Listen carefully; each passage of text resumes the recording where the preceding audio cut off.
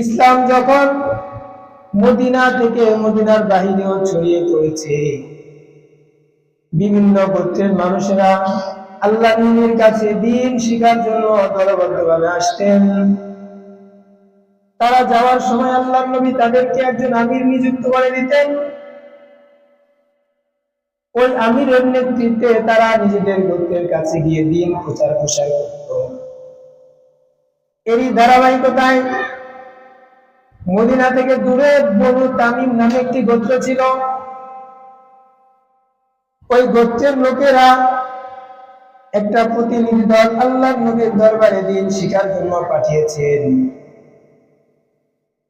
তারা যখন দ্বীন শিখার জন্য আল্লাহর রাসূলের দরবারে আসছে, আল্লাহর রাসূল তাদেরকে দ্বীনি তালিম দিলেন দ্বীন শিখার জন্য। তারা যখন আল্লাহর রাসূলের এখানে অবস্থান করেছিলেন, কয়েকদিন আল্লাহর রাসূল তাদেরকে দ্বীন শিখিয়েছেন। এবার যাওয়ার পালা। যাওয়ার সময় তাদের আমির নিযুক্ত হবে কে? আল্লাহর রাসূলের পক্ষ থেকে কোনো সিদ্ধান্ত এ পর্যন্ত আসেনি। এর মধ্যে আবু বকর রাদিয়াল্লাহু তাআলা আনহু এক ব্যক্তির নাম প্রস্তাব করলেন। ওই ব্যক্তির নাম ছিল কাকা ইবনে হাকিম। আবু বকর এর সিদ্ধান্ত হলো এই লোকটি দলের আমির হবে। ওইদিকে আল্লাহর রাসূলের পক্ষ থেকে কোনো আদেশ আসেনি। ওমর রাদিয়াল্লাহু তাআলা আনহু আরেকজন লোককে নির্ধারণ করলেন। ওই লোকটির নাম হলো আকরা ইবনে আবেস। দুইজনের মাঝখানে একটু কথা কাটাকাটি হলো আমির নিযুক্ত হওয়া নিয়ে। ওইদিকে রাসূলের পক্ষ থেকে পরামর্শ চাওয়া হয়নি, কিছুই করা হয়নি। কিন্তু তারা নিজ থেকে যখন এই সিদ্ধান্ত করলো এবং সেখানে কিছুটা হট্টগোল হলো, আল্লাহ রাব্বুল আলামিন বিষয়টি অপছন্দ করলেন। আমার আল্লাহ আয়াত নাযিল করলেন সূরা হুজুরাত 12 নম্বর 26 পৃষ্ঠা নম্বর 14 আয়াত নম্বর 1।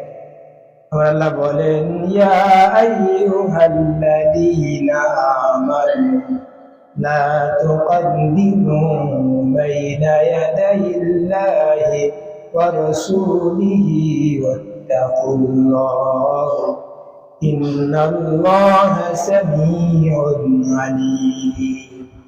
আল্লাহ রাব্বুল আলামিন বিষয়টি অপছন্দ করলেন। নবী সেখানে উপস্থিত আছে।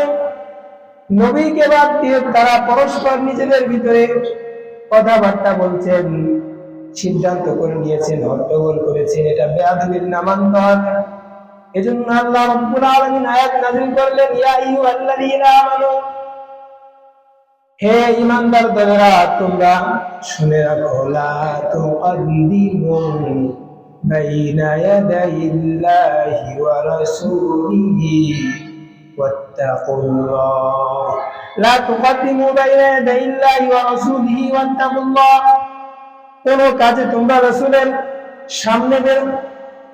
সামনে যাবে না, রাসূলকে ডিঙিয়ে নিজেরা কোনো সিদ্ধান্ত গ্রহণ করবে না। আল্লাহ রাব্বুল আলামিন সরাসরি নিষেধ করে দিলেন। এটা হচ্ছে রাসূলের প্রতি আল্লাহ পাকের কতটা ভালোবাসা, মুহাব্বত। সবচাইতে শ্রেষ্ঠ উম্মত হিসেবে, শ্রেষ্ঠ মানুষ হিসেবে আমার আপনার নবীকে আল্লাহ রাব্বুল আলামিন সৃষ্টি করেছেন।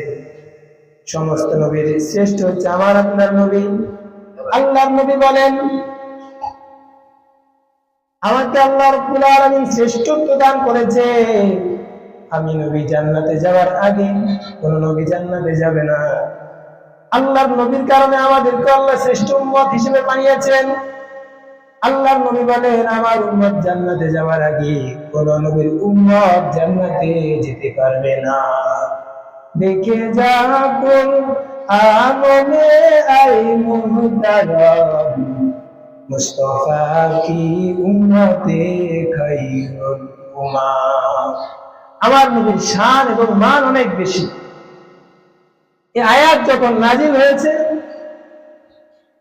এরপর আরেকটা আয়াত নাজিল হয়েছে, ইয়া আইয়ুহাল্লাযীনা আমানু লা তারফাউ আসওয়াতাকুম ফাওকা সাওতিন নাবিয়্যি ওয়া লা তাজহারু লাহু বিল কওলি কাজাহরি বা'দিকুম লিবা'দিন আন তাহবাতু আমালুকুম ওয়া আনতুম লা তাশউরুন। সাহাবীরা যখন ওই মজলিসের ভিতরে আওয়াজ একটু উঁচু করেছে, আল্লাহর রাসূলকে বাদ দিয়ে নিজেরা কোনো সিদ্ধান্ত গ্রহণ করেছে। আল্লাহ রাব্বুল আলামিন বলেছেন, লা তারফাউ আসওয়াতাকুম, তোমাদের আওয়াজকে উঁচু করবে না। আল্লাহ রাব্বুল আলামিন বলেন, আওয়াজকে উঁচু করো রাসূলের সাথে যদি বেয়াদবি হয়, আন তাহবাতা আমালুকুম ওয়া আনতুম লা তাশউরুন, তোমাদের আমলগুলো সব বরবাদ হয়ে যাবে। জীবনে যত আমল করেছো সব বরবাদ হয়ে যাবে। এই আয়াত যখন নাজিল হয়েছে, সাহাবীদের ভিতরে প্রভাবটা কেমন পড়েছে লক্ষ্য করুন। এরপর থেকে সাহাবায়ে কেরাম বলেছেন, আমরা রাসূলের সামনে কখনো চোখ তুলে কথা বলতাম না। সতর্কতা করে দিয়েছেন আল্লাহ রাব্বুল আলামিন। এবং তাদের মাঝে আয়াতের প্রভাব এত বেশি হয়েছে, সাহাবায়ে কেরাম বলেছেন, আমাদেরকে যদি সামান্যতম বিষয় জিজ্ঞাসা করা হতো, আমরা জানলে সেটা বলতাম না, আমরা বলতাম যে আল্লাহ এবং তার রাসূলই ভালো জানেন। হাদিসের মধ্যে এসেছে, বিদায় হজের মাসে আল্লাহর নবী সাহাবীদের মাঝে বয়ান করছিলেন। মক্কার ভিতরে হজ করার জন্য সাহাবায়ে কেরাম যখন জড়ো হয়েছে বিদায় হজের দিবসে, আল্লাহর নবী সাহাবীদেরকে প্রশ্ন করলেন, আইয়ু শাহরিন হাদা, বলতে এই মাসটির নাম কি? সবাই জানে এটা জিলহজ মাস। হজ করার জন্য মদিনা থেকে মক্কায় গিয়েছেন, এরপরও কিন্তু কোনো সাহাবী উত্তর দেয় না, বলেছে আল্লাহু ওয়া রাসূলুহু আ'লামু, আল্লাহ এবং তার রাসূলই ভালো জানে এটা কোন মাস। আমরা তো জানি, কিন্তু আপনি আমাদের চাইতে ভালো জানেন, আপনাকে বলার প্রয়োজন নেই। আবার বললে কোথা থেকে কি হয়ে যায়। তখন আল্লাহ রাসূল বলেছেন, আলাইকা হাদা শাহরুদ্দিন হিজ্জাতি, এটা কি জিলহজ মাস নয়? সাহাবায়ে কেরাম বলেছেন, নাম হ্যাঁ আল্লাহর রাসূল, এটা জিলহজ মাস। এরপরে প্রশ্ন করলেন, আইয়ু ইয়াউমিন হাদা, এটা কোন দিন? সাহাবায়ে কেরাম বললেন, আল্লাহু ওয়া রাসূলুহু আ'লামু, আল্লাহ এবং তার রাসূলই ভালো জানে। উত্তর দিচ্ছে না, সবাই জানে কুরবানির দিন। আল্লাহর নবী বললেন, আলাইসা হাদা ইয়াউমুন নাহরি, এটা কি কুরবানির দিন নয়? আল্লাহর নবী আবার প্রশ্ন করলেন, আইয়ু বালদাতিন হাদা, এটা কোন শহর?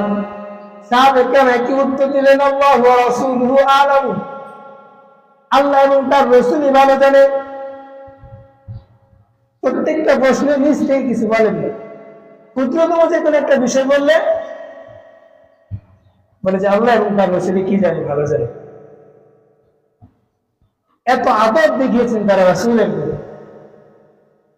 কিন্তু আমাদের ভিতরে আজকে আমাদের সমাজ থেকে আদবটা উঠে যাচ্ছে।